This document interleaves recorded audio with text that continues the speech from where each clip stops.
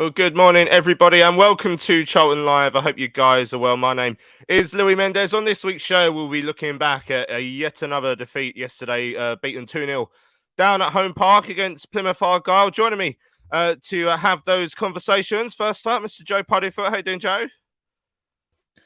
Yeah, good. Thank you very much, Louis. Managed to get out of a family day today, so hopefully they don't watch YouTube, then I'll be all right. Yeah, I love the way that you put Charlton Live above your family, which is, I think, a standard that all of us should hold. I certainly do. And also joining us, a man who only elevates Johnny Williams above Charlton Live, is Mr. Tom Wallen. How you doing, Tom?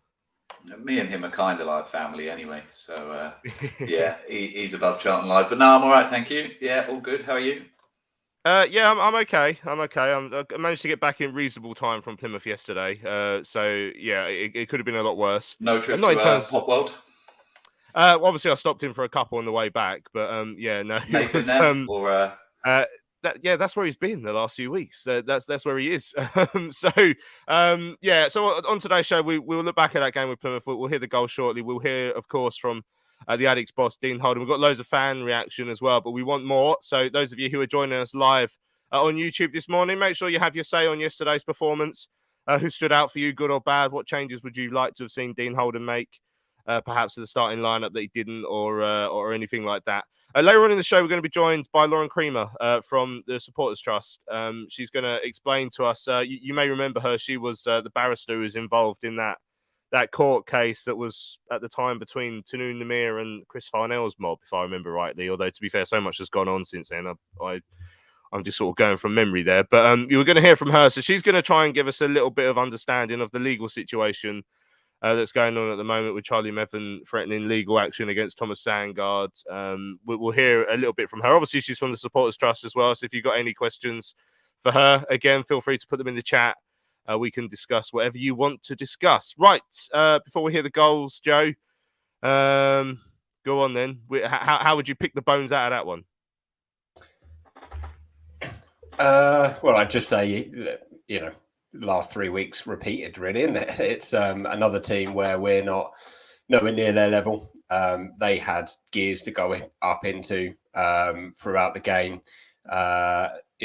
Tore us apart really when they needed to. And I thought we looked a little bit better in the second half when we changed the formation up. But then that might just be my bias because I really hate us with three at the back. I don't think we got the players for it. I know we looked good on Tuesday, but I think that was just largely in terms of the middle of the pitch. We seemed to lack creativity. You didn't really feel like we were ever going to score a goal. And then, of course, Ness having his little moment, felt sorry for him because I don't think that necessarily is all his fault, but it's just one of those that it's going to be a bit gutting for him. So he's going to have to pick himself up a little bit, which I think he did do in the game. But yeah, overall, I think it's going to be a long trudge to the end of the season. And thank God we've just got rid of these 4 teams. And now we've got 3 teams down the bottom so that if we lose those, we can really throw our toys out of pram, I suppose. Yeah, that's sort of where I am at the moment. I'm thinking, right, we're going to go into a run of easier games where we have been a bit better recently. If we start to pick up more defeats, then I will start panicking. But at the moment, I'm calm, I'm cool, and I'm collected, Tom. And I'm sure you are as well. Are you looking over your shoulder? Even with all this little run, we've maintained a 9-point gap above it, so I imagine we'll be fine. Yeah, I'm not worried yet. As Joe said, and I think as Dean said post match, we've had a tough run. They're the sort of teams we want to be competing with, of course, but this season we're not, and so that was a tough run of fixtures. And of course, we haven't come through it as well as we would have liked, but we're going into some games now where it's important we definitely don't lose confidence and we get some points there. I'm not looking over my shoulder because I think we will. I think we'll be okay. But obviously, it doesn't take a genius to work out the problem at the moment is scoring goals. And that's nearly 5 full games, I think, without a goal.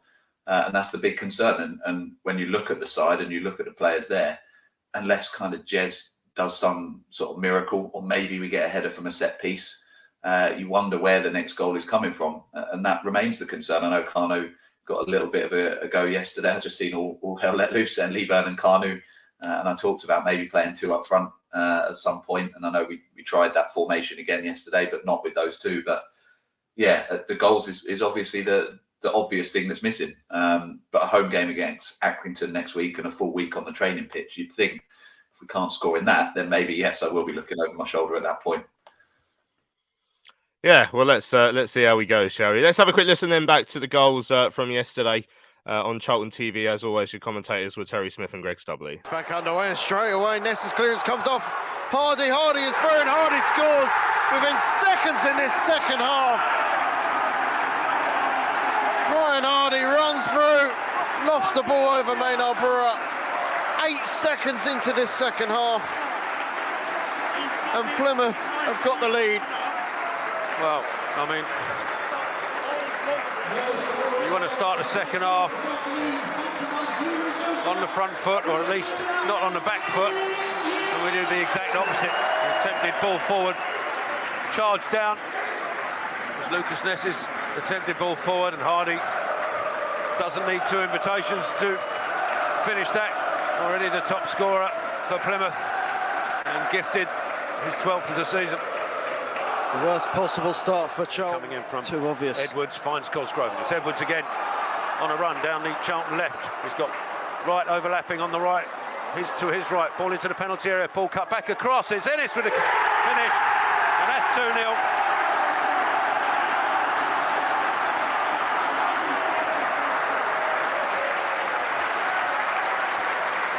And that's pretty much game over in the 86th minute.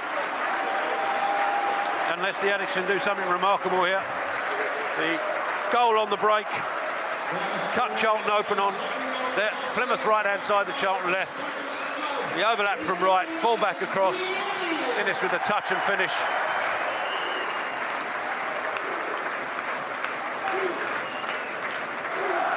And it's disappointing from a Charlton point of view, because it's at a time when we were really pressing, looking like we might get back in this game. But undone on the counter. Yeah, undone on the counter, but I said it's too obvious to try and target Innes. So there we go, the goals from yesterday. I guess probably the main talking point, certainly up until they got that second goal late on, was the way we conceded the first goal, Joe. After, what had felt like a fairly even first half, I think Plymouth had just started perhaps to turn the screw before half-time, with Ryan Hardy having a couple of chances that we got some good blocks on. At the other end, we hadn't really shown a great deal, a couple of off-target shots from outside the area. But overall, I think I was reasonably comfortable at half-time. But, I mean, what disaster at the start of the second period. And it couldn't have happened to a player who probably deserved it less, because Lucas Ness is actually one of the ones who's actually quite good compared to, pretty much the rest of them. Yeah, he's my first choice centre back in a minute. I think he's the one that you put on the team sheet first. It's unfortunate looking back. It was a little bit of a disaster all round in terms of the restart. He seemed to be very, very close to halfway, and obviously we've played it into him. He's got stuck in a little bit in his feet, and it's almost like there was no call. It was almost like there was no communication as well, because he doesn't at any point look to the left and see Innes and Hector in acres of space, not under pressure. We've been changing our kickoffs a little bit, actually. We did a couple where we went back to Maynard Brewer and he would kick it long. We've done a little bit where the defence is set a bit deeper and we've kicked it long.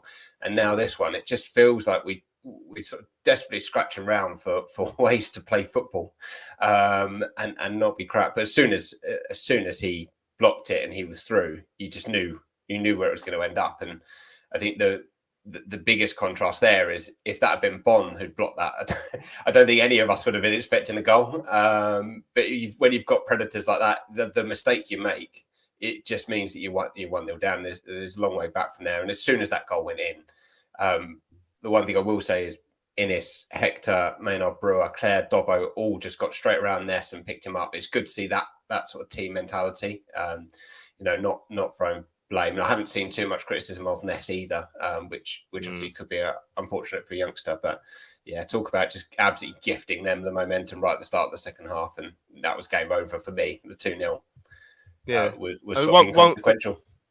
Yeah, one good thing about us as a club is we give away so many mistakes now that we are really good at everyone sort of gathering together and commiserating whoever made it. Like that's one of our fortes now. I mean, there was a tweet that came in yesterday from Robert Crouch saying, "Please discuss the absolute lack of interest from Innes after Ness's mistake for the first goal. Switched on, he is not. It's disgraceful. It really is. He was jogging back." Now, I didn't see it like that, Tom. I just think he was slow. You know, I think he was trying to get back, but it looked like he was running through treacle. I mean, someone put a clip of the goal up on social media soon after it happened, and I sent it to a couple of my mates saying, "Oh dear, look what we've gone and done." And it was notable that one of my mates who's not a Charlton fan saw it and said the covering defender was so slow trying to get back. I mean, that seemed to be a part of the problem yesterday, which is why it wasn't entirely Lucas Ness's fault. We seemed to take an age to recover, to try and recover. Yeah, and I, to be honest, I think if you're conceding that early from kickoff, basically, then I don't think you can lay all the blame at one person. Obviously, it looks that way because of the clearance and being caught out, but you're right. The other players have to pull together and sort that out. And I think it's just a case of starting slowly after half time, which is obviously very disappointing. But yeah, we spoke about it a little bit on Thursday, didn't we? About is there a lack of motivation? I know Terry asked Dean about it after the game as well, and he said no, it's just a case of making sure they don't lose any confidence. But you do wonder with people like Innes or even across the side, really, except the youngsters who are taking their opportunities, you wonder whether they are starting to think about next season already. I'm sure some of them are out of contract, and obviously we don't know what's going on with the club. It's pretty clear that this season we're not going anywhere.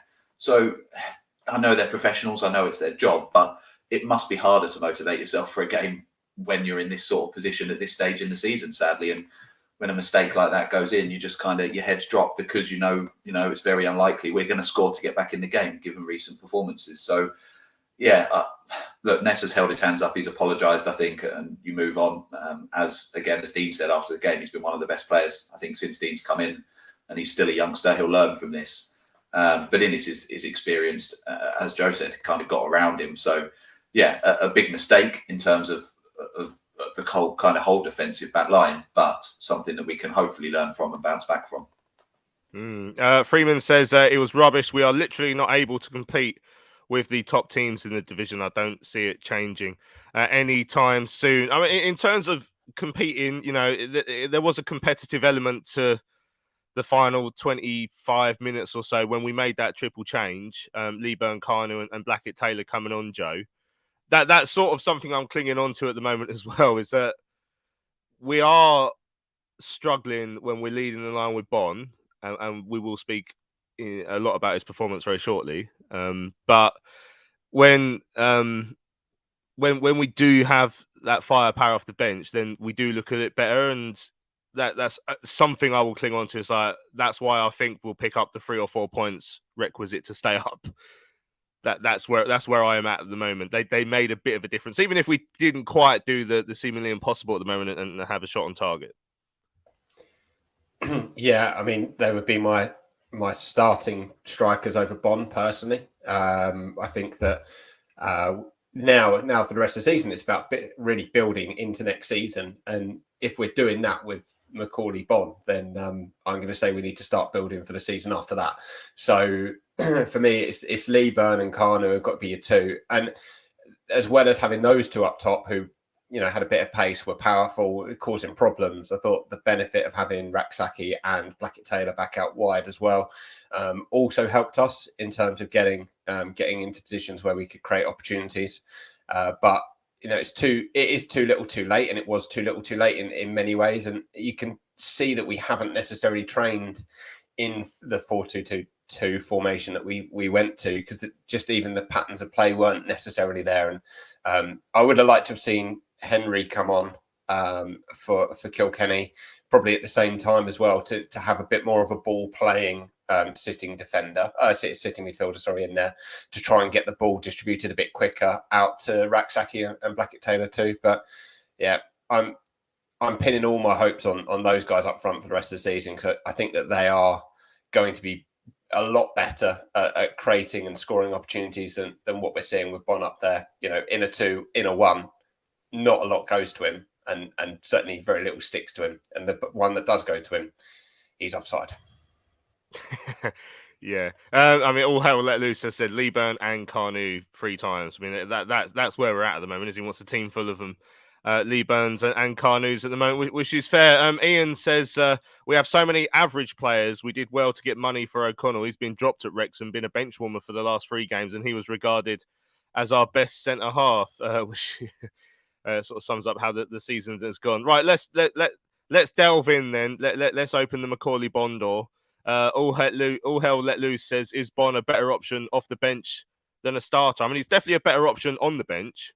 420 days without a goal for Macca. You know, he did stray offside quite early on yesterday. I think that was the only time he was offside in the game. But for a striker, you know, strikers are confidence players, Tom, and his confidence must be through the floor at the moment. His confidence is in danger of sort of surfacing in Australia at the moment. That's how low it is, and he's not an option for us. He cannot start games for us at this moment in time, but he does. Yeah, he needs time out of the firing line. I said that on Thursday. I said I feel sorry for him, and I stand by that. But first and foremost, I'm a Charlton fan. I'm not a Macaulay Bond fan. So for me, we have to get somebody else in there that can lead the line for us. And I think he's been a little bit hamstrung, as I say, because of the state of the club at the moment anyway. I don't think he works in a one. And again, I think I said that on Thursday. I think he needs someone alongside him. And I don't think this current formation with kind of a winger, an inverted winger or a Jack Payne alongside him is quite right. You want somebody, even him and Leeburn, I think maybe might work. But at the moment, he just needs some time. And as I say, out of the firing line, as you just said there, you know, strikers are confidence players. We saw the same with Stockley. When they go on a run, you just think nothing's going to work. Absolutely nothing. Because in that first spell with us, balls up to him did stick and he wasn't getting offside as much. He was finding that line and just making the run at the right time. And now he's a little bit desperate, isn't he? And so he's making that run a little bit earlier. He's trying to make things stick. And as a result, they're not. And I don't think it's for lack of effort at all. I think he really wants it to work. And I wonder how different it would have been had that goal gone in that first game when he came on off the bench rather than kind of setting something up. But look, as I say, I'm a Charlton fan first and foremost, as is everybody that's either watching or listening to this. And for us, we need a striker up there who can score goals. And sadly for Macaulay at the moment, that's not him. Kind of obviously had a little cameo yesterday. I know Dean spoke to you after and said, you know, we don't want to rush him in. But as all hell let loose has said, why not give him and Leeburn a go? They're the future, they're the youth, they're the players that are going to want to prove a point. Give Macaulay some time on the bench and you never know, maybe he could be a better option coming off that. If we are 2 goals up in a game, you know, get him on when we're comfortable and give him some space there. So yeah, I do feel for him. I do. And I don't think he's not trying, but it's just not working for him. And it wasn't working for him at his previous club either. And that's why he's been so long without a goal. Yeah, 420 days. Joe, Carnu then, as Tom mentioned there, we saw that cameo from him. I thought he looked lively. You know, certainly a suggestion there. We should hopefully see a bit more game time from him. And as Dean says in his interview, which you're going to hear shortly, you can't overload these young players because, you know, we've seen it with plenty over the years, even like the likes of Deji Eleraway recently. You know, we gave him really high hopes when he came in. Charlie Barker, you know, they have a couple of good games, but then the reality sets in that they are youngsters and it is a tough step up. So we don't want to overdo it, but I'd certainly would love to see a lot more of Carnu between now and the end of the season. Yeah, but for every Elawary example, we've got Ness, who has come into the side and has taken his chance and is, you know, pretty much up there for player of the season for me. Probably Dobbo will win it because he's been in all season, but I think it's going to be a very close contest. So you know, it's not impossible for these youngsters to come in, have a good run of form. Even Bond, when he first turned up and came in, had a blistering start, really scoring goals all over the place. So you've got to give him the opportunity to learn in a season where it doesn't really matter, because it could be next season, you know, we might be right in the doldrums down the bottom. You know, there might be a miracle. We might have an outside shot at the playoffs and you get your injuries that Charlton get, and then you have to throw Carnu in. You're thinking, oh, why didn't we blood him a little bit more, get him a little bit of experience last season? And even Leeburn has had good games and bad games, but you're not going to learn unless you're out there. And he's certainly not going to learn as much playing 90 minutes in the under-21s as he is going to be playing 30 minutes and the occasional 60 minutes for us at the minute. And the pressure really is off the youngsters, I think, because the fan base know that the season's over. So if he comes in and has a bad game, pull him out. Absolutely fine, no problems with that. But you've got to give him the opportunity, I think, to have a bad game and give him the opportunity to take his chance, just like Ness has. And he's got players like Ness in the squad that he's been playing with for a while. Henry's been around there for a while. There are players in and around him that are going to make him feel a bit familiar. And Henry's another one that I'd be giving minutes to now, certainly over the likes of Kilkenny. Who is he going to be here next season? Probably not. So let's start building in terms of getting those minutes into these youngsters and give them the opportunity to shine and learn. Yeah, all hell let loose says, would bringing in too many youngsters at the same time be detrimental to their development? I guess to an extent as well. If you all of a sudden just field the entire under-21 team, then obviously that won't help. You want to bring in one or two who can sort of learn from hopefully not learn too much, judging by watching the rest of them, but learn from the experienced professionals around them. That's the sort of experience that players gain when they come into the side. I thought Michael Hector was good yesterday, Tom. Yeah, that was a slight encouragement for me. Obviously, defender who hadn't played a great deal, had his struggles at the Derby game where he gave away a couple of goals. But yeah, I thought he looked all right yesterday. And that's something to try and cling on to, because obviously we do need options at that centre back position, especially if we are going to persist with playing the free, which we have done over the last couple of weeks. Yeah, I think overall I've been really impressed with him. I think, was it Forest Green, his debut, when he came in, was making some big old meaty clearances, and then, as you say, then went into the Derby game the following weekend and struggled. But I think the whole team did, and I think we were quite clear about that at the time. But then since then, I think he's been good. As we spoke about on Thursday's show, he got around Jez and kind of marshalled him well on Thursday when it looked like he was going to get a red card. And I think he's got that leadership quality in him. Definitely. I think he's got that game experience in him, which, as we say, somebody like Luca Ness doesn't have yet. And yeah, I think he's a good option. And it's interesting, obviously, somebody mentioned O'Connell earlier, and I was another one who thought he was going to come in and do well. And obviously that didn't work out. Sam Lavelle, obviously, I don't think ever worked out really. Innis, it's the hot-headed bit, but apart from that, I think he's a relatively competent defender.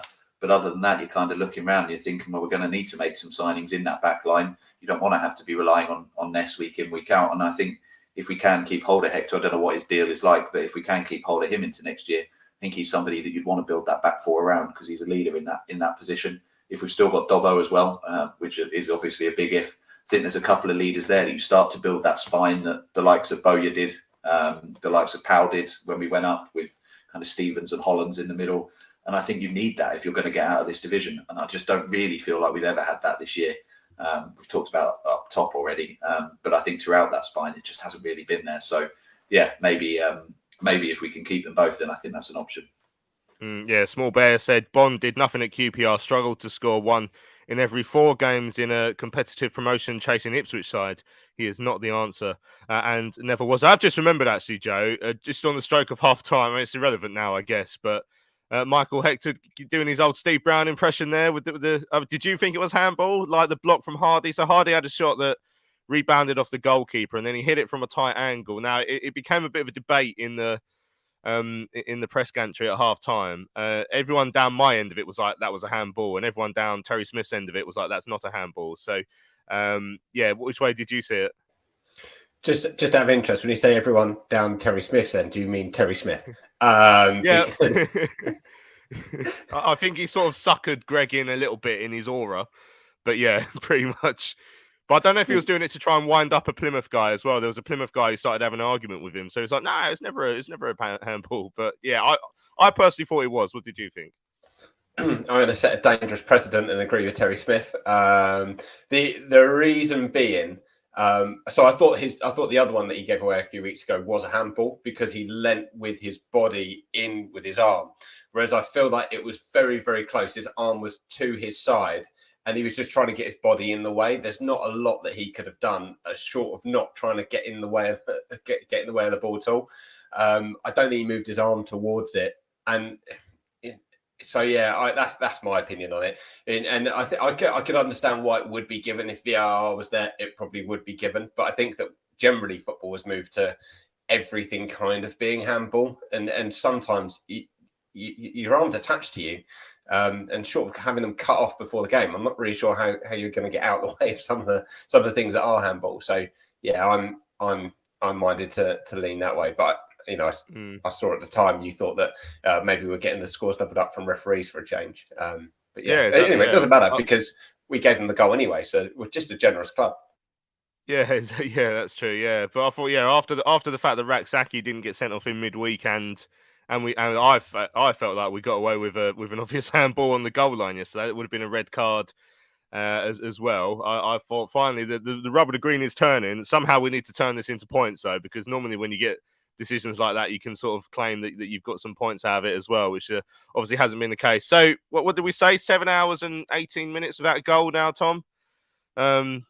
That's got to end at some point, hasn't it? I mean, Dean Holden, when I spoke to him in midweek about the goalless runs, didn't want it to become a thing, but it is a thing now. That's where we are. I was giving half-hourly updates yesterday, just to reiterate that it is a thing. Unfortunately, do you think it plays on the mind of the players, or as I say to Dean in the interview, will he take the fact that we did improve when those 3 came on and we did look a threat without actually, forcing the goalkeeper to make a save? But there is something there. We have scored goals at times this season. I'm not going to get too overly concerned unless it goes for another couple of games, I think.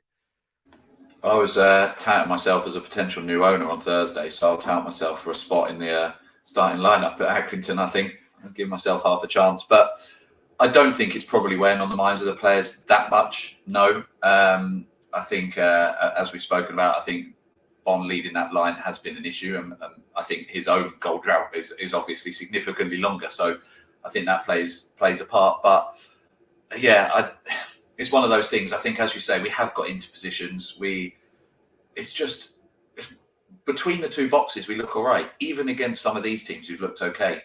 And it's just at either end, which is obviously where the game really matters, that we have struggled. But I think that we're back at home against a team that are not up there. And it's an opportunity, I think, for somebody to get a goal. Lee Byrne's obviously been rested a little bit. So I wonder if he will come in and start at home on Saturday. And if we've got then Kanu and Bon as available, if Raksaki and Blackett-Taylor, who, as Joe said, when they're both playing, are better, I'm sure we'll score at the weekend. I'm probably setting that up for a fail, but I'm sure we'll get a goal at the weekend. And then it's forgotten about, hopefully, and we can try and move on.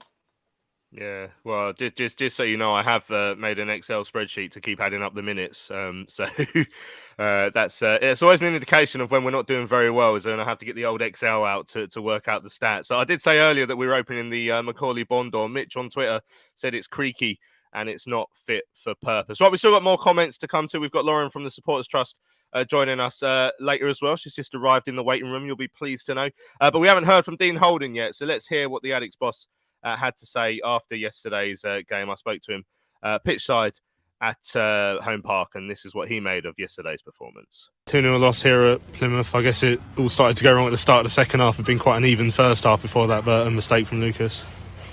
Yeah, and to be honest, he just apologised in the dressing room to the group, which is a mark of the man. He's been the outstanding player since I come to the club, on and off the pitch. I've been really pleased with what he's done, so he's got nothing to apologise for. It was a clearance that was blocked, and within 10 seconds of the second half starting there, obviously 1-0 up, the second in the league, the flying high at the moment, so that was obviously going to be difficult from there on in. I think Lucas personally responded really well. I didn't see any drop in his performance, which I was really pleased with, because that's, as a young player, that's never easy. A big crowd and a lot of pressure, so fair play to him for that. Obviously he's got to rectify and learn from that, which he will. We threw the 3 subs on. I thought we gave them problems. I think around the 60-minute mark, probably up until 75, we had a real good spell of pressure. We had a lot of moments around their box, crosses into the box, just couldn't quite get on the end of something. And I think they scored the second on 87 minutes, when we had a set piece that we didn't quite get right attacking, and obviously they've had a quick counter attack and we didn't quite get the pressure right at that point, and the ball's in the back of our net, 2-0. But again, the bigger picture, Louis, he's since beating Forest Green, we've had a period of a fortnight now. We've played 3 teams in the top 4, I think, whatever it is, and lost by the odd goal, obviously other than today. And the bigger picture is that we got the 5 wins early, when we first came in, which was really important. And now we're taking a little bit of pain in terms of results this last 3 or 4 games. Our fans are an intelligent bunch. They know obviously where we're at as a club. We know where we want to get to, and it's frustrating. It's not easy being a Charlton Athletic fan at the moment, is it? And we appreciate them clapping the boys off at the end. And the biggest thing in all things like this is you stick together. You keep believing in what you're doing. You keep believing in the way that you're working, and I know things will change. We've got a run of games now which are completely different to the ones that we've just had in terms of teams in the division. So our fans will back us again next week, and we'll look to put it right. Yeah, in terms of things changing, I guess you'll hang on to the fact that when you made those 3 subs, that Charlton started to pose a bit more of a threat. Obviously, the goalless run has continued, but it's something you don't want to concentrate too much on. I guess you'll look at the positive that you did start to turn the game in the second half. Yeah, and again, you look at the chances and shots on goal is low. It's not even it didn't register, I don't think. But in terms of action around the box and moments, they are fine margins, and we have to keep working. There's no easy way of getting away from that. As I said, we played against some good teams in this division recently, so there's no secret to it. The biggest thing is guarding against any sort of lack of confidence, loss of confidence within the group, because we've lost a few games. I don't work like that. We always look at what we need to improve on, not whether the result's good or bad. But it's a case of keeping everybody bubbly, keeping everybody upbeat. It's not easy for anybody, and stick together. It's the biggest thing. Yeah, how do you think you can do that over the next few days, just with that difficult run that you're coming off the end of now? I will address the performance and the result as we always do, and I'll be the brightest, bubbliest one in the training ground Monday morning. That's my role. That's who I am anyway. We've lost a couple of games of football in the last couple of weeks, which is, don't get me wrong, it's no one's as angry as I am. My face doesn't always show that, but I know the bigger picture. I know where this club can get to, and that I love a challenge, and that's the reason I came here. And it's no more more difficult than it was 2 months ago when I walked through the door. I love being a manager of this football club. It's a wonderful football club, and you see today there's a full house in, and you can see that expectation from the home crowd because the way that the season's gone. That's what we're looking to achieve certainly next season. A lot of fans have been hoping to see a bit of Daniel Kanu in this closing stages of the season. What did you make of him coming in today? It was excellent when he come on. He gave them real problems. Obviously, we know how quick he is, and that's why I played him in the first 2 games. Actually, getting the job, I could see that he's probably one of the few in our squad that wants to run in behind and can do it as well physically. So, no, him and Miles linked up well. I thought they did well when they come on, the 2 of them. I guess where Charlton are on the table now, does that perhaps give you a little bit more freedom to give him a few more minutes between now and the end of the season? I think we're all, I think we start looking towards next season. Of course we do. Don't get me wrong. There's a decent enough gap from the teams at the bottom, but we can't get complacent with that. We're never safe until we're safe. And 2 months ago that was looking in jeopardy, weren't it? So we have to get the balance right. Of course we do. But you've seen in all the games I've played. We've used Darren Henry, we've used Albie Morgan, with Lucas and Maynard Brewer have been obviously mainstays in the team. We've seen bits of Daniel, and obviously Miles has been injured recently, but he's played a lot of football, so no, it's not a case for me of being scared to play the youngsters at all. If they're fit and available and they're ready, and they look like they're ready to come in, then they'll play. Just finally lost your assistant, Scott. I think he's going to Colchester. What does that mean for you now? Does that mean Anthony's going to get a step up, or are there other people you might look to try and bring in to be your assistant? Anthony and Scott have worked really well since I've been in the job. Anthony's been my main sort of assistant manager since I've been in anyway. Scott's helped around a lot with that. Obviously, he came to see me on sort of beginning part of the week or midweek, and there was an opportunity for him to move on that he wanted to take. So I was never going to stand in his way at that point. It does give us the opportunity to replace Scott, whether that's now or the end of the season we'll make a decision on, but we wish him well. Cheers. Thank you. Of course, for optimism, Dean, that you know, right until the end you're in this game, and at times there wasn't a lot to choose between the teams. We've proved this season, Mike. We beat them 5-1 at home, didn't we, prior to me coming in? We've proved that the players in any given day can give a good account of themselves. Keep talking about fine margins. I mean, you can't really legislate, obviously, for that first goal. And it's a little bit the way it's gone for us at the moment. We certainly don't get down about it, not at all. No, I'm always positive. I'm always positive. Whether we lose a game or win a game, I'm always thinking next day, right, how come we now go on a run again? And that'll be the case tomorrow. You didn't have a lot of luck as well in the final third, did you? A lot of good play in and around the box, but didn't kind of translate into probably goals. Didn't drop for us, if we're being honest, but you can't rely on that.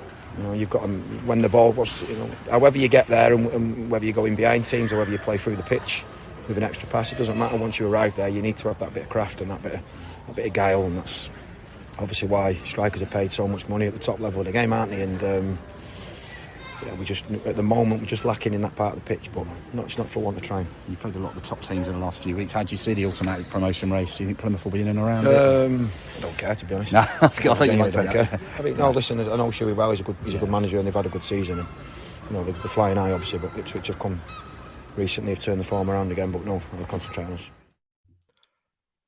Right, welcome back to Charlton Live. We just heard there from the ADDICKS boss, Dean Holden, who does not care about the automatic promotion race, and nor do we, because we are so far off it. We I don't even know what it's like. What is automatic promotion? I can't remember what that means.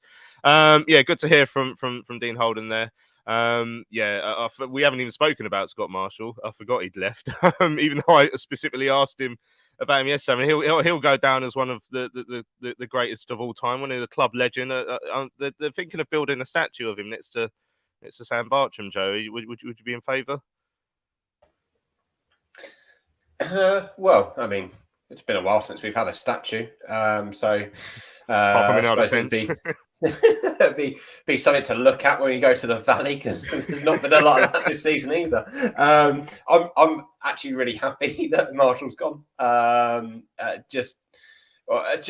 think Holden himself said in like the early weeks, and I've clung on to it a little bit, I'm not going to lie, that he's not the best tactically, but what he is really good at is the people management, and so I'd like to see him get that person in and around the backroom staff that can fill in those skill gaps that he's got.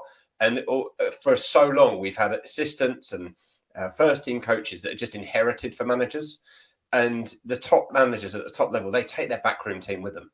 So he needs a chance to go, you know what, this is what I need help with, which based on current football might be defensive, might be attacking, it might be all of it in terms of getting us to play a bit more competitively across the park, and build a team that enables him to leverage his strengths and work on his weaknesses. So hopefully it will help us in the long run.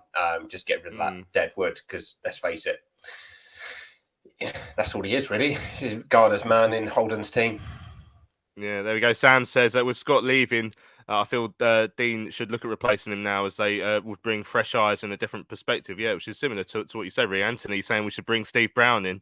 I'd be surprised if Brownie was up for it. I'll leave it there. John says, do you think the uncertainty of Holden's contract is lingering over the players at the moment? Maybe. I wonder if that's one of the excuses we sometimes give players. We always dive into things. Like I probably would have asked a similar question at times, but who knows? Maybe they're just not very good footballers, and they haven't been for a couple of years, and that's why Dean Holden's contract wasn't a problem last season when we were in mid-table. So who knows? Morning to Jonathan West. Says, come on, you upbeats. Yeah, hope you well, Jonathan. I imagine you'll be down the Valley later for the women's team game as well. Anyone who's watching live this morning, don't forget 2:00 down the Valley. The women's team are playing Southampton. It's her game 2 day. Her game 2 day at the Valley for the women's team today, and then next week for Accrington as well. And John also says we're struggling at both ends of the pitch. We need a proven striker. They cost money, and a strong backline, which will cost too. The middle seems all right, though, which is not possible. Ian says, why would Dean Holden become permanent if a takeover could happen? He needs a number 2. Players are unsure. The better players will jump ship, and that's the uncertainty, isn't it? That's a problem. And then just finally, before we hear from the fans bar, Dan said Leeburn and Carnu should start every game. The partnership could be our only hope for next season. I'm not sure Henry's all-round game is good enough. But we should give him a chance. Yeah, Aaron Henry is a bit of an enigma at the moment. We haven't seen a great deal from him. Right, let's hear from some more supporters. I spoke to a couple at Plymouth train station after yesterday's game. This is our views from the Vans bar from our trip down to Plymouth.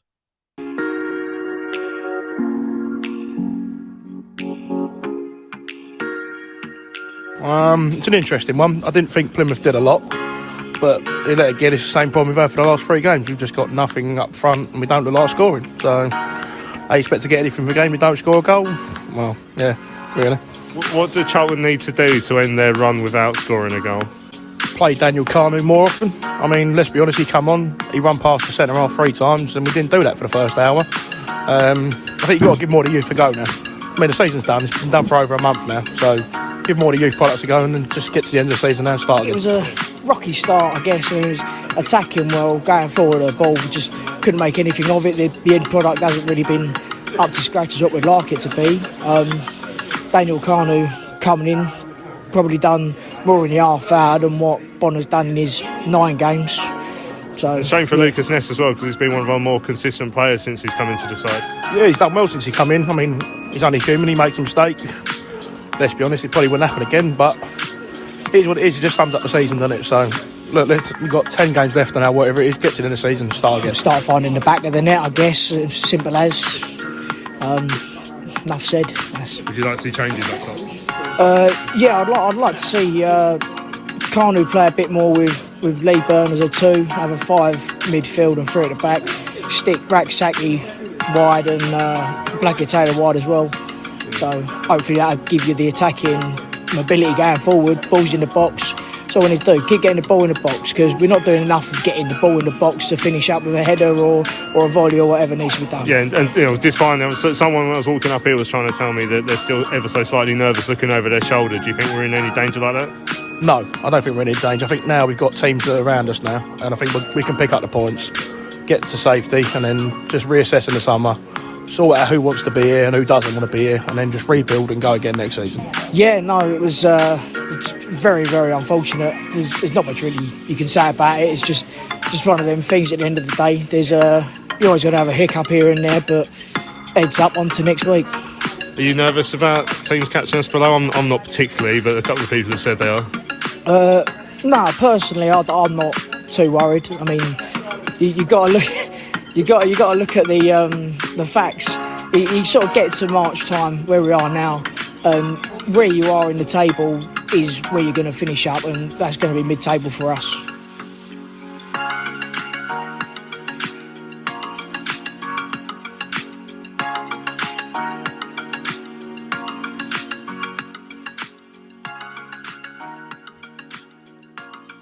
There we go. That was our views from the fans bar after yesterday's game. Thanks for everyone who spoke to me on the platform at Plymouth Station. Always one of my favourite parts of an away day is catching up with other fans, and we can have our little group therapy sessions there as we reflect on yet another defeat. But always good to have other voices on the show, and we're about to add another one now. So let's welcome to the stream from the Supporters Trust, Lauren Kreamer, and I've only just seen your tagline. That lawyer bird is joining us on Charlton Live. Lauren, thanks for joining us. How are you? Morning, I'm well. Thanks for having me.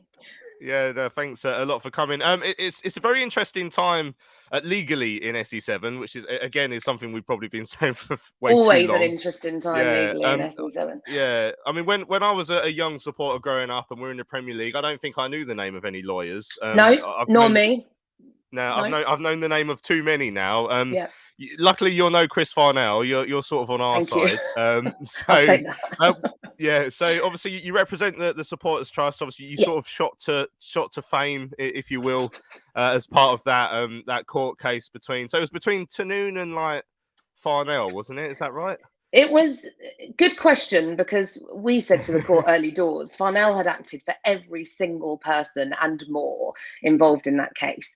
But it was between Lex Dominus, which was the company that Paul Elliott had set up, and his cronies, and query whether Farnell was one of those at the time, and Panorama Magic General Consulting LLC, which was Tanoon's UAE company, which many of you will probably have ripped out of your minds with good reason, but that was, technically that is who I was acting for, was Tanoon's company, because of course the injunction at that time was to try to stop the sale of the club to Sangard, because Lex Dominus excuse me, said that they had a right to buy the club, and they said if the club's sold, it's gone, there's nothing we can do about that, so we want to stop selling the club in the meantime. And of course in the end it worked out one way, and here we find ourselves 2 years later, back in a not dissimilar position. I won't ask you if you've any regrets at this point. But, yeah. Obviously, I think overall it probably was the right thing. It was the right thing that had to happen at the time. But absolutely, as you say, it was. We're 2 years down the line, and now we're in a different situation, and that's sort of why we've brought you in for your expertise on this subject. Yeah. Most of our experience with the legal profession is whenever Nathan's been arrested.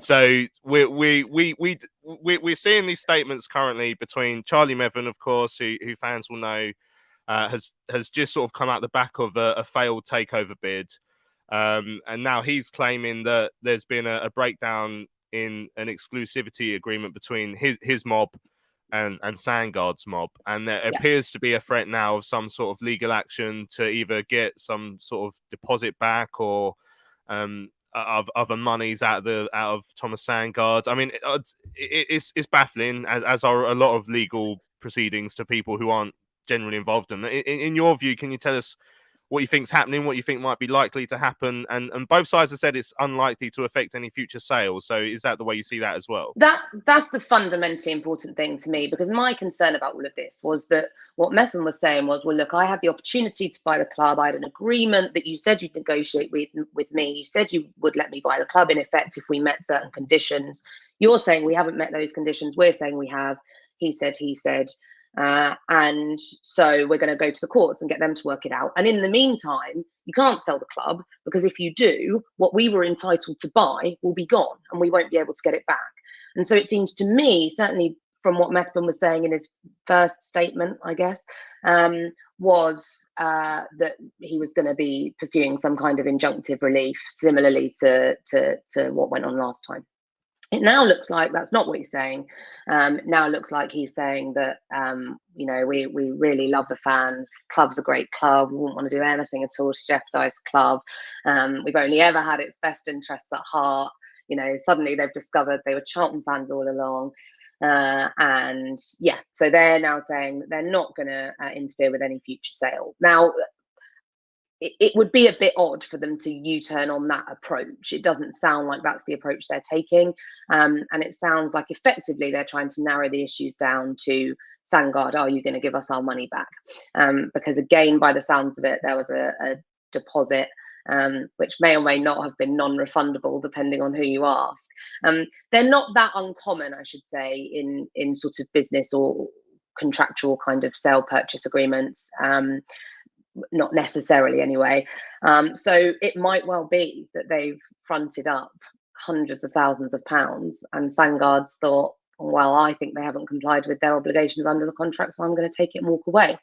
And if they've agreed to something, that means that means it's ambiguous and that they've given up however many tens or hundreds of thousands of pounds and left themselves in a position where Sandgaard could walk away with that, well, more for them. Is my unconsidered legal view of that. It's not a bad business model, is it? Just to get people to inadvertently give you a few £100,000 every now and then, and you get to keep it. I mean, from the outside looking in, and this might be an unfair question, but do you think there's likely to be any basis on the argument at the moment? Do you think Thomas might owe them that money back?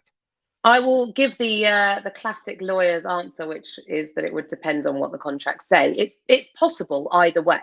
And the difficulty about all of this is that they're just both saying completely opposite things to Rich Corley, seemingly exclusively, / to the Athletic. And who cares? Who are they talking to? Because the impression I'm getting from this back and forth, it looks a lot to me like the sorts of letters that I write and that solicitors write all the time, where we say, look, we're totally right. You're all morons. You're definitely going to lose in court. You're definitely going to have to give us our money back. So agree to do it by 14 days time. And here's my bank details. And then you write the letter back that says, no, you're an idiot and you're completely wrong. And we're definitely going to win in court. There's no way we're giving you your money back. And also we want some money in return. So they're doing that, but in the press. This is seemingly part of what Methven does, trying to get sort of fans on side, trying to position himself in a certain way. Don't really know what he thinks the game is, because it seems tolerably clear that the ownership of Charlton is no longer a possibility for him unless he's going to be prepared to stump up more cash. And even then, we know that Sandgaard's ego is such that I suspect that now that Methven's dissed him publicly, he wouldn't do a deal with him anyway, regardless of the money. So I don't know who they think they're impressing, making muppets of themselves in the press. But that's the approach they've both decided to take. Yeah, well, you'd be surprised. It does seem to have impressed some fans around out and about there who sort of has obviously been in contact with Charlie Bevan. You certainly make Right. being a lawyer sound a lot easier than I realised. I didn't realise you could call each other idiots in letters. But there you There's go. Obviously, there's special words you can use. So if you say we are extremely surprised, it means you're a bellend sort of. That's yeah.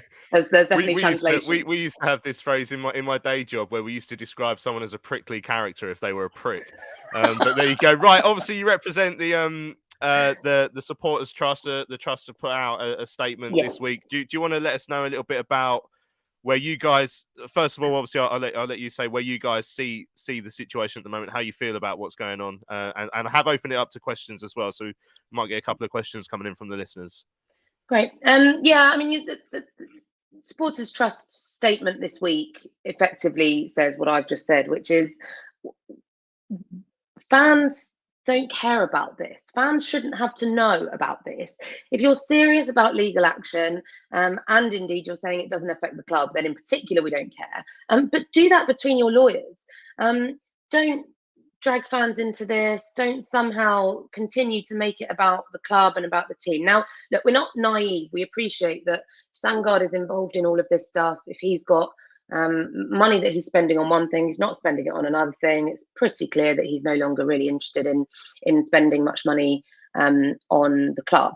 So I think the sort of first and foremost thing to say about the position of the Supporters Trust and the things that we're hearing from our members and from all fans is that they are just absolutely sick of this. And if Sangard isn't prepared to commit to Charlton in any meaningful way anymore, then he needs to sell to someone who is. And of course, we had our concerns, as did I think all fans, or many fans, about whether Methven and his mob were that person, were that entity, whether they genuinely did intend to invest in the club.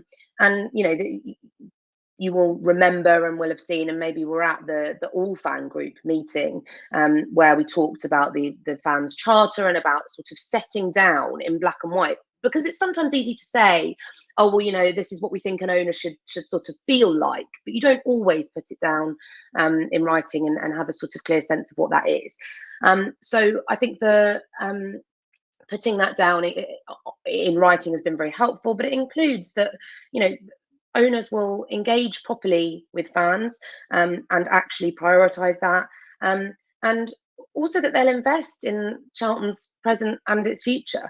And so if Sangard isn't prepared to do that, then Cast has been very clear for a long time that he needs that Sangard needs to sell up and sell up to somebody who's got a genuine interest in funding the club. Of course, the tricky thing about all of this is that for now he is seemingly paying the bills. And that's why, Louis, when you talk about, was what happened 2 years ago the right outcome? I would say the answer is yes, because we know that the people who were in situ then were intending to do the opposite of paying the bills. They were taking money and resources out of the club to the biggest extent possible. And Sangard hasn't done that, in fairness to him, and he has put in a lot of his own money. And I suppose there's a limited amount of credit you have to give someone for that. He must have been aware that that was what running a football club in League One in England looked like when he bought the club, but there you have it. So Cast is calling, as ever, for stability, but we are very alive to the risks of a club in our situation falling prey to ESI Mark III, and that's a risk that we are very, very aware of and obviously extremely keen to avoid. I've just got a quick question for you, because I work in sales. So basically, if I know that someone plays games, then I'm not much less inclined to work with them on favourable terms. So does the way that this has played out sort of impact Sangard's future ability to either sell or get investment, in terms of not only the vendors, but especially legal teams starting with a position of real distrust of Sangard based on Methven's versions of events?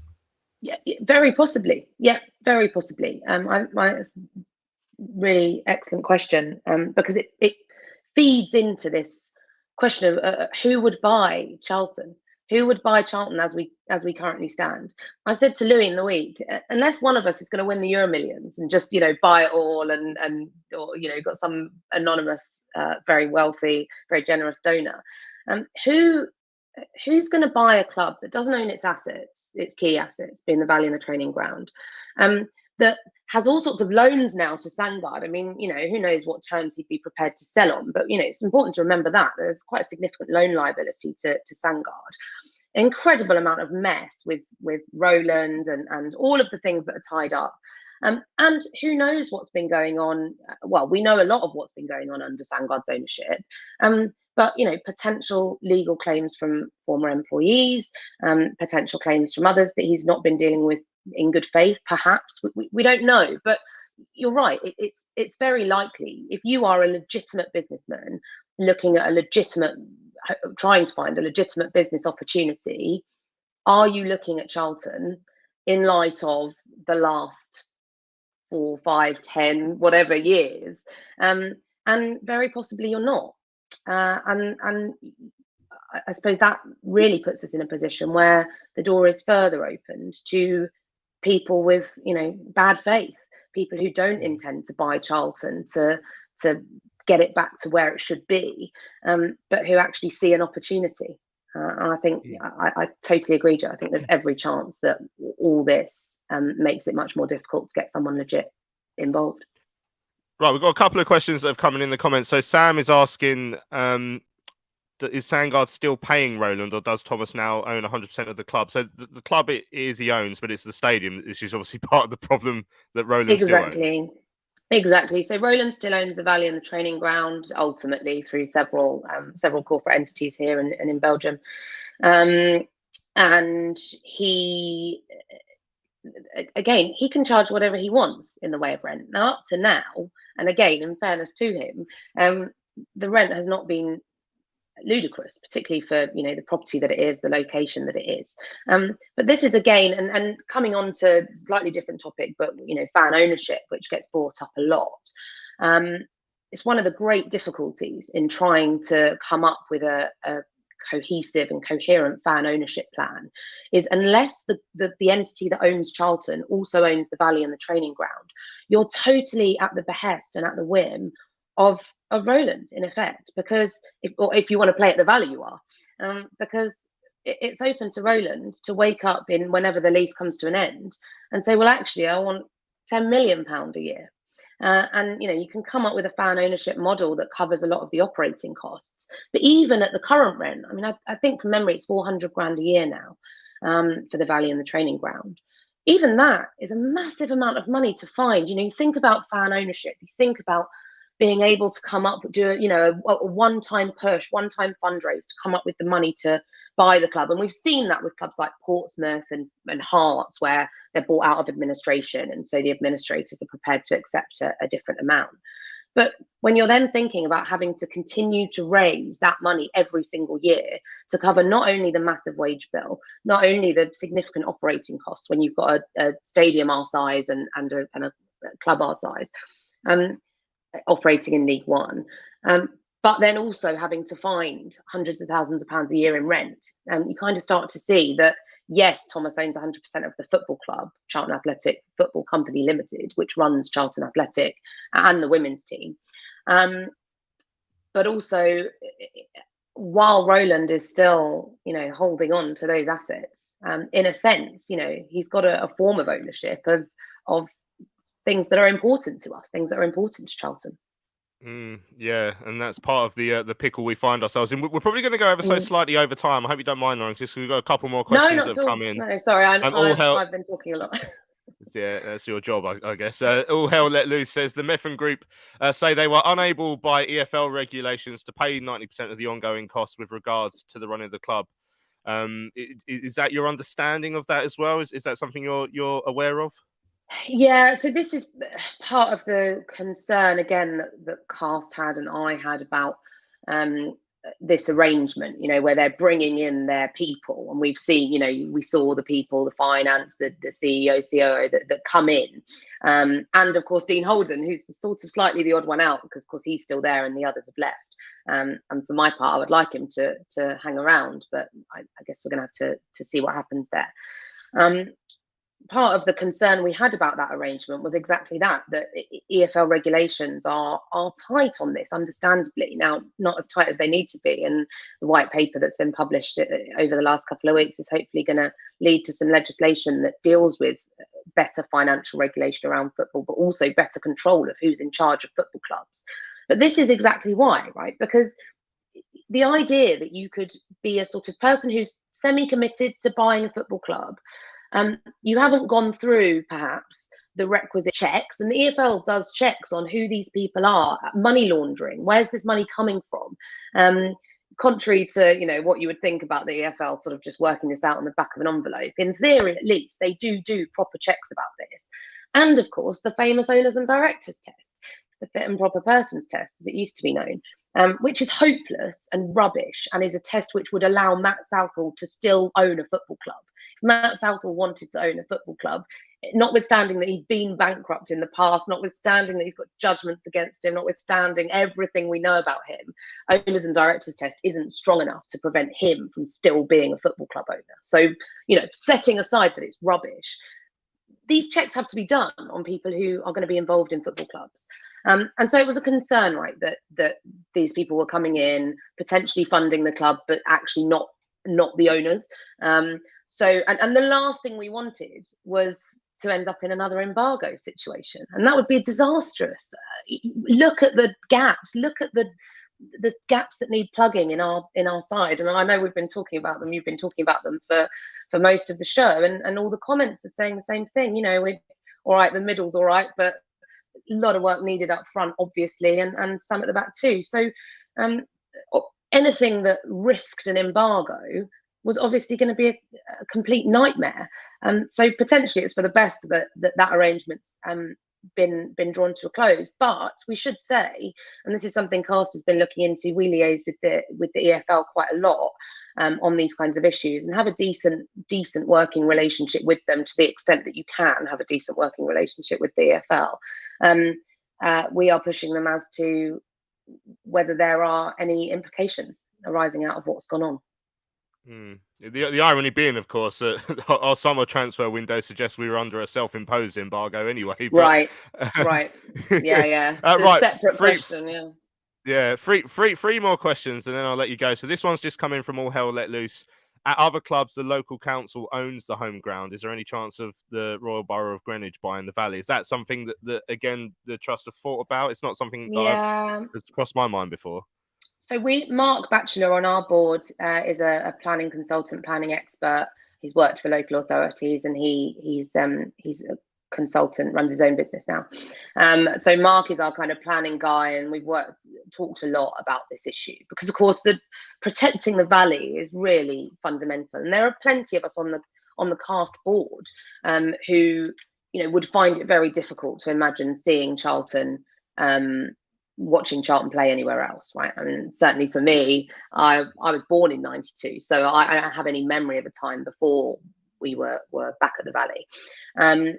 I don't think there is, being realistic, I don't think there is any prospect of Greenwich buying the Valley, but not least because Roland's still saying that the Valley and Sparrows Lane are worth £50-odd million.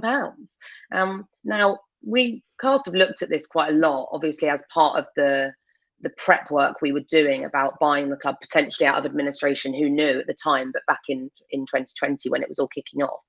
And a more realistic valuation, we think, is somewhere in the sort of mid-20s of millions, which obviously is still a lot of money.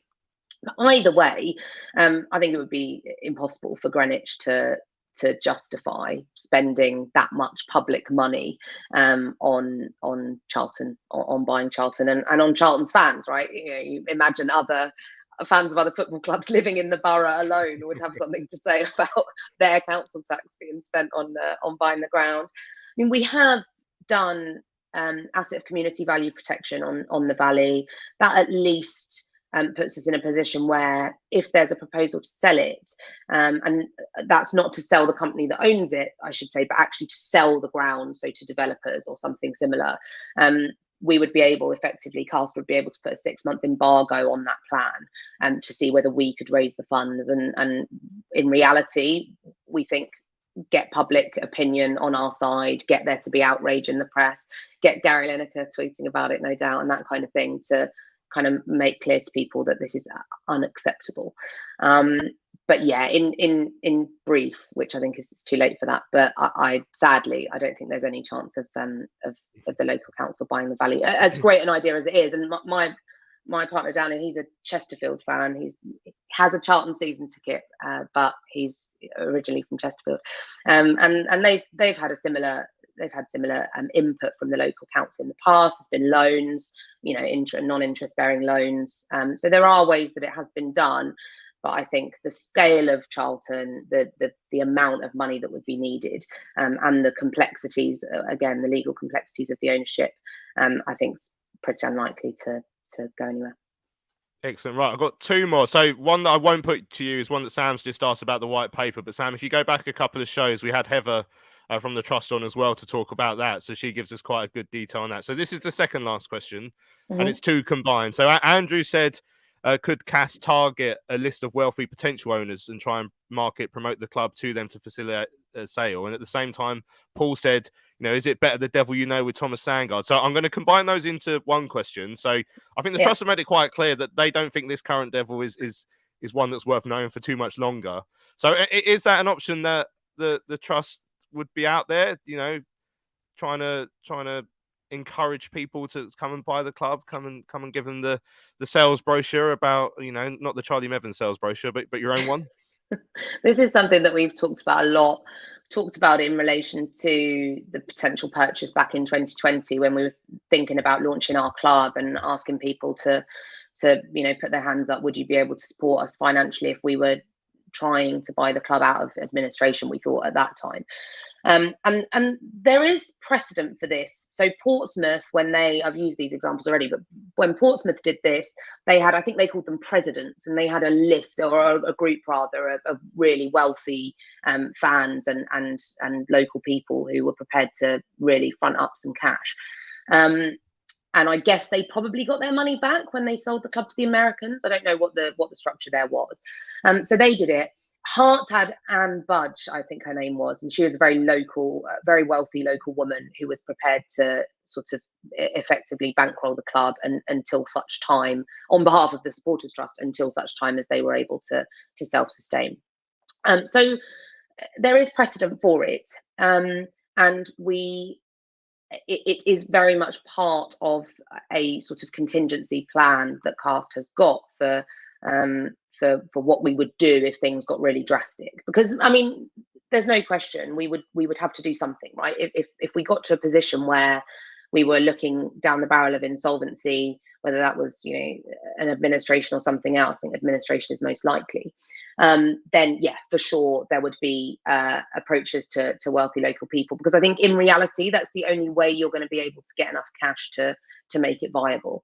I think we would all put our hands in our pockets for the club, I'm sure, but people can't fund. You look at the losses that Charlton made, and again, in fairness to him, the money that Thomas Sandgaard has fronted up. I mean, yes, lots of it in the form of loans. So let's see what happens to that. But unless you've got tens of millions of pounds of cash sitting around, it's just not viable. And importantly, linking back to an earlier question, you're not going to be able to satisfy the EFL. So the EFL has to be satisfied of the source and sufficiency of your funding. So it's not enough to say, oh, well, we hope some wealthy people are going to come out of the woodwork. You've got to have people there. They're your source. You've got to say, well, we've got 10,000 fans that have committed to X amount by direct debit every month for 12 months or whatever it might be. And we've got these millionaires who are prepared to give us some cash up front. And then sufficiency. It's kind of hard to know what that looks like, but we know it's a lot of money. Yes, it would absolutely, inevitably and invariably have to include wealthy people. But this is why, tying back into the white paper, having an independent unit to look at the finances of football clubs, to be able to ascertain where this money is coming from, and that there's a stable source of it, that you can't do what Thomas Sandgaard could do tomorrow, which is just turn the tap off. that's the precariousness of our position, and that's why, in a sense, Paul Glover's "better the devil you know" question is a really valid point, because he hasn't allowed the club to go into insolvency, hasn't put the club into administration, as we've seen other owners in football do when they run out of money and or get bored. So there is still, as ever, seemingly with Charlton, masses of uncertainty, and unfortunately, unless and until we get somebody in who is prepared to make a proper commitment and convince the fans, which is going to take some doing after everything that's gone on with Charlton over the last few years, I think we are always going to have that spectre hanging over us. It makes the end of this season even more depressing, because yes, we know there's nothing more to do, right? We know there's nothing else. We hope there's not going to be a relegation scrap, but we hope that's kind of it for the season. And how many times have we all said over and over again, oh well, the next window, the next window, the next window, and how many owners have said the next window? But if the next window is another one, Louis, where, as you say, effectively, well, we may as well be under a transfer embargo because no one's going to put any money up to buy anyone, then what does next season look like, and the season after that? That's the bit I've struggled with at the moment, is that there's still no light at the end of the tunnel. Right, final question, I promise. This is from Small Bear. What are the next steps for the trust and the wider fan base with regards to Sandgaard's ownership? Are we approaching formal process? And just to take it a step slightly further, so I'm sure the trust are well aware of this, but there are elements of the fan base who always say the trust should be doing more. The trust should be more in your face. They should be putting pressure on. I was sat with a fan on a train home yesterday, someone who I know more through social media than in person, but that's the great thing about away days. You get to chat to different viewpoints and that, and he was on the impression the trust don't do enough. So what would be your answer to that? Yeah, I hear that. I mean, I do hear, I literally hear that, and from people and on social media as well. For me, the reason I joined the trust board back in 2020 was that I saw that there was a risk of insolvency. I thought that the ownership at the time was so lackluster and useless that there was a risk that a winding up petition would land on the doormat. No one would do anything about it, and we'd go under almost by mistake. And I wanted to kind of be around to make sure that that there was someone who knew something about it, at least, who could kind of help out, and I'd like to think that I did that in some way, but through Cast, I mean, I couldn't have done that on my own. We are stronger and better as a unit and as a unified body of fans, and that is something that Charlton has really struggled with, I think, in recent years, is having a unified, together fan base, and at times it has become incredibly toxic, and I think perhaps we're getting back to that kind of place. So I suppose first off, I would advocate a bit more of a sort of realization that we are in this together, that Cast is for fans. We are for Charlton fans, for Charlton, for the past, present and future of the club, and for making sure. And then when the court case happened, I remember getting a DM on Twitter that had me in tears, from a guy who had just had a kid and said, I really thought I might never be able to take her down to the valley, and now I know that I'll be able to, and thank you. And I wasn't the person to thank, but just that's what it's about, right? That's all any of us at Cast are trying to do, is make sure that what we've got and the feelings that we have for Charlton are something that the next generation, my kids perhaps, and Louis, your daughter, can have in the future. There is always going to be disagreement among the fan base about what we could or should be doing. Part of the kind of call for protest stems from a feeling that there's little we can do, right? That we're kind of useless, that fans can't do anything, that it's all a bit hopeless and helpless. I totally get that. I completely understand that, and Cast completely understands that. There is a lot of work that's boring and not particularly sexy that goes on in the background that is important in trying to preserve and protect the club for the future. And I hope I've sort of explained a little bit of that today. As far as protest goes, and this links back to Joe's question earlier, I think airing our dirty laundry in public at a time where the club is trying to attract investment and trying to attract legitimate, proper people who want to take it forward, isn't always the best solution, right? So the idea of when we're being told by lots of people, legitimate, interested parties, it's, for me personally, and I think for the trust as well, it has struck us that the idea of making clear that we're going to make things very difficult for anyone coming in the future isn't necessarily the best one, right? Everyone's clear that Sangard needs to go, and even still, he's been saying, "Well, I am going. I'm selling up. I'm trying to find someone to sell to." So it's not. I'm not sure what a protest would intend to achieve at this point. You know, with Roland, it was very much that we wanted to make clear to him that it was untenable for him to remain the owner of Charlton, because he wanted seemingly to stay in place, and that obviously ended up being what was achieved. For better or for worse is an argument for another day. But now Sangard obviously has got fed up and has maybe run out of the free money to spend on this, and is on the way, seemingly in one way or another. I'm not sure at present what protest therefore would achieve. So that's my sense. I also feel that we have still got an owner who's paying the bills, and I know I keep saying this, I know I keep harking back to this, and I should be really clear that is not enough, right? That total lack of any real ambition, just, you know, writing checks and not paying any attention, is rubbish, and it's inadequate, and it is completely unbefitting and unbecoming of anyone who owns Charlton Athletic Football Club. So that I hope kind of goes without saying.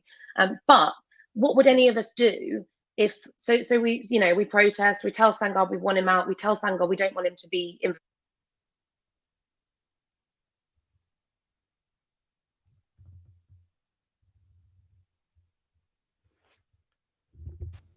Sorry, I think I've. Oh yeah, your headphones died on us there, Lauren. Yeah, you know, what if he does that, right? What if we say off you go, and he says fine, see ya? Then what? And that's the concern, is that if you haven't got a plan B, if you haven't got the backup, if you haven't got somebody there who is prepared to come in, who satisfied us as well as the EFL and the other authorities, that they're properly interested in Charlton and genuinely want to be part of our club's future, and to do it in the way that it should be done, then what are we asking for? So for now, and as of, you know, the recent months, that I think has been Cast's view. Obviously, drawing fans together, having the all fans meeting, and you know, we talk to fans from all parts of the fan base. I personally have been at the Oak talking to fans from parts of the fan base who are very critical of Cast. It's not about politics, it's not about who's prettier, it's about Charlton. That's all any of us want.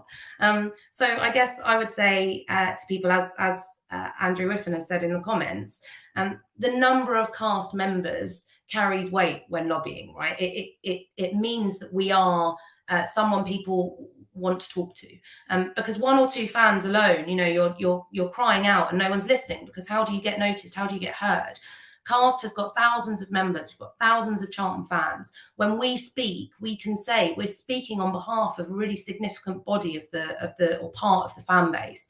And the more people that join and get involved and get on the board and make their own views heard, if they're different from the way Cast operates now, the better.